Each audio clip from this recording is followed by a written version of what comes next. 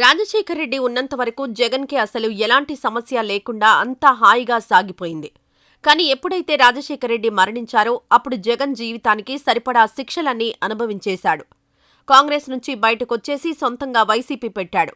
పెట్టడమే కాదు, తండ్రి అడుగుజాడల్ని అనుసరించాడు. పాదయాత్ర చేశాడు, ప్రజల్ని కలిశాడు. ఎన్నో జీవిత పాఠాలను కూడా నేర్చుకున్నాడు. కష్టపడితే ఫలితం దక్కుతుందనడానికి జగన్ పొలిటికల్ లైఫ్ ఒక ఉదాహరణ. 2019లో సీఎం అయ్యాడు. అందరికీ సంక్షేమ పథకాలు అందించాడు. కరోనా కాలంలో కూడా జగన్ అస్సలు భయపడకుండా స్ట్రాంగ్గా నిలబడ్డాడు. కరోనా లాంటి టైంలో జగన్ని చూశాం, కానీ అదే చంద్రబాబు హయాంలో ఉన్నప్పుడు ఈ కరోనా వస్తే ఏం చేసేవాడు? ప్రజలను ఎలా ట్రీట్ చేసేవాడు అన్న ఆలోచన వస్తే ఏమో గాలికి వదిలేసేవాడేమో తెలీదు. కానీ జగన్ మాత్రం కరోనా టైంలో వైద్య శాఖను క్షణక్షణం అప్రమత్తం చేస్తూనే వచ్చాడు. అయితే 2024 ఎన్నికల్లో వైసీపీ ఘోర పరాజయం పొందింది. అంటే వైసీపీ పెట్టిన తర్వాత అద్భుతమైన విజయాన్ని, పార్టీ పాతాళానికి పడిపోయిన వైనాన్ని కళ్లారా రాష్ట్ర ప్రజలంతా చూశారు. 2019లో 151 సీట్లొచ్చాయి. 2024లో జస్ట్ 11 సీట్లు మాత్రమే వచ్చాయి. అంటే మంచి చెడు అనే రెండు కోణాలను కూడా చూసింది వైసీపీ. వైసీపీ అధికారంలో ఉన్నప్పుడు అందరూ వచ్చి చేరిన వాళ్లు కూడా ఉన్నారు.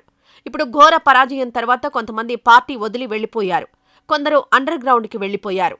కొందరు వేరే పార్టీలో చేరి వైసీపీని, జగన్ని తిట్టారు. కొందరు జైళ్లకు వెళ్లారు. కానీ ఇంత జరుగుతుండేసరికి ఇంకేముంది, వైసీపీ పని అయిపోయింది, జగన్ పని ఇక ఏమీ లేదు, అంతా గోవిందార్పణం అనుకున్నారు. కానీ ఈ వారంలో జరిగిన పరిణామాలను చూస్తే జగన్కి జనాదరణ తగ్గలేదు అన్న విషయం తెలుస్తోంది. జగన్ ఎక్కడికి వెళ్లినా ఆయన చుట్టూ జనం రావడం, పలకరించడం, సెల్ఫీలు దిగడం వంటివి చేస్తుండేసరికి కూటమి కూడా డిఫెన్స్లో పడింది. ఏదో అనుకుంటే ఏదో జరుగుతుందేంట్రా బాబు అని తడిమి చూసుకోవాల్సిన పరిస్థితి తలెత్తింది. టీడీపీ అంటే అది సీనియర్ ఎన్టీఆర్ ఇమేజ్ మీద సంస్థాగతంగా దశాబ్దాల పాటు నిలబడిన పార్టీ. ఇక జనసేన పవన్ కళ్యాణ్ అనే సెలబ్రిటీ ఇమేజ్ మీద డిపెండ్ అయిన పార్టీ. కానీ వైసీపీ అలా కాదు. తండ్రి రాజశేఖర్ రెడ్డి తర్వాత సొంత ఇమేజ్తో ఎదిగిన పార్టీ. జనాదరణ తెచ్చుకున్న నాయకుడిగా జగన్ ఉన్నాడు. జగన్కి జనంలో ఎంత ఇమేజ్ ఉందో వంశీ, మిర్చియాడ్ అంశాలు నిరూపించి చూపించాయి. అంటే ఒక సభ పెట్టినప్పుడో, లేదంటే ఒక నాయకుడు కలవడానికి వస్తున్నప్పుడో, పార్టీ సమావేశం జరిగేటప్పుడో జనాలను డబ్బులిచ్చి పిలిపించే పరిస్థితి ఉంటుంది. కానీ ఇక్కడ అలా కాదు. జనాలంతా జగన్ కోసం స్వచ్ఛందంగా తరలివచ్చారు. వాళ్ల అభిమానాన్ని ఆయనపై చూపించారు. దాంతో జగన్లో కొంత ధైర్యం వచ్చింది. తనకు ప్రజల అండ ఇంకా ఉంది అన్న కాన్ఫిడెంట్ ఆయన మీడియాతో మాట్లాడిన ప్రతి సందర్భంలో కనిపించింది. అయితే జగన్ ఈ కాన్ఫిడెంట్ని ఇంకా స్ట్రాంగ్గా, శాశ్వతంగా ఉంచుకోవాలి. ఎందుకంటే కూటమి బెదిరిస్తోంది, భయపెడుతోంది.